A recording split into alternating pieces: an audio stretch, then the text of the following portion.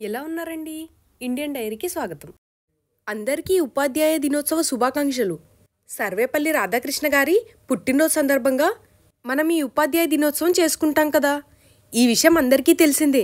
కానీ ఈయన ఎంత గొప్పవారు. ఒకానొక సమయంలో ఈయన మన దేశానికి చేసిన ఒక గొప్ప విషయం గురించి ఈరోజు మనం మాట్లాడుకుందాం. అది 1962 అక్టోబర్ నెల. అంటే భారతదేశానికి అలానే చైనాకి యుద్ధం జరుగుతున్న సమయం. ఆనాడు మన దేశ ప్రధానమంత్రి జవహర్లాల్ నెహ్రూ అలానే దేశ రాష్ట్రపతి డాక్టర్ సర్వేపల్లి రాధాకృష్ణన్ గారు.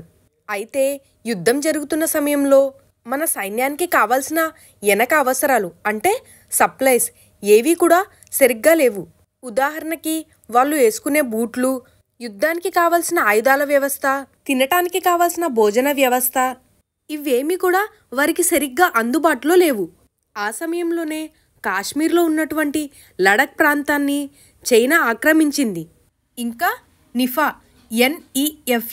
అంటే నార్త్ ఈస్ట్ ఫ్రంటియర్ ఏజెన్సీ అంటే మన ప్రస్తుత అరుణాచల్ ప్రదేశ్, ఈ 2 ప్రాంతాలను చైనా ఆక్రమించి తన ఆధీనంలో ఉంచుకుంది. ఆనాడు జవహర్లాల్ నెహ్రూకు అత్యంత మిత్రుడైన కృష్ణ మీనన్ రక్షణ మంత్రిగా ఉన్నాడు. ఈ కృష్ణ మీనన్ రక్షణ అవసరాలు ఏమీ చూడకుండా విలాసవంతంగా తిరిగేవాడు.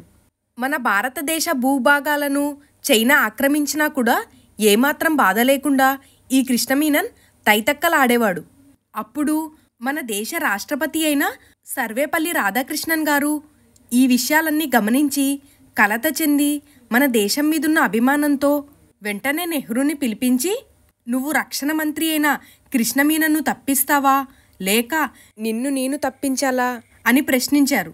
ఆ బెదిరింపుకి నెహ్రూ భయపడి తన చెలికాడైన కృష్ణ మీనన్ను తప్పించాడు. ఆ తరువాత 1962 నవంబర్ నెలలో మహారాష్ట్రకు చెందిన యశ్వంతరావు బల్వంతరావు చవన్ అనే ఆయనను రక్షణ మంత్రిగా చేశారు. ఆయన అమెరికాతో చర్చలు జరిపి మన సైన్యానికి కావాల్సిన కొన్ని అధునాతన సామాగ్రిని తెప్పించటం జరిగింది. తెలిసింది కదండి.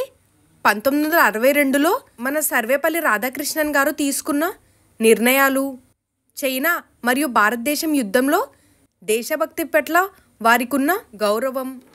ఈయన ఇంత గొప్ప వ్యక్తి కాపట్లే ఒకానొక సమయంలో కొంతమంది వచ్చి రాధాకృష్ణన్ గారితో మీకు మేము సన్మానం చేయాలనుకుంటున్నాము, అలానే మీ పుట్టినరోజు వేడుకల్ని చేయాలని కోరికగా ఉంది అని కోరగా ఆయన ఆనాడు, నా పుట్టినరోజు నాడు మీరు అందరూ ఉపాధ్యాయులను కనుక గౌరవించినట్టయితే నాకు ఎంతో సంతోషం అని బదులిచ్చారు. కాబట్టి ఆనాటి నుంచి డాక్టర్ సర్వేపల్లి రాధాకృష్ణన్ గారి పుట్టినరోజును ఉపాధ్యాయ దినోత్సవంగా జరుపుకుంటున్నాము. మరొక చిన్న విషయం ఏంటంటే, భద్రాద్రి శ్రీరామచంద్రులు వారుండే భద్రాచలంలోని గోదావరి నది మీద కట్టిన ప్రధాన వంతెన డాక్టర్ సర్వేపల్లి రాధాకృష్ణన్ గారి చేతే ప్రారంభించబడింది. కాబట్టి ఇంత గొప్ప వ్యక్తిని మనం ఎన్నడూ మర్చిపోకూడదు. నా ఛానల్ని సబ్స్క్రైబ్ చేసుకోరా అండి ప్లీజ్. అండ్ అలానే నోటిఫికేషన్స్ ఆల్లో పెట్టుకోండి. అండ్ లైక్ చేయండి, షేర్ చేయండి, కామెంట్ చేయటం మర్చిపోకండి. థ్యాంక్స్ ఫర్ వాచింగ్ అండి.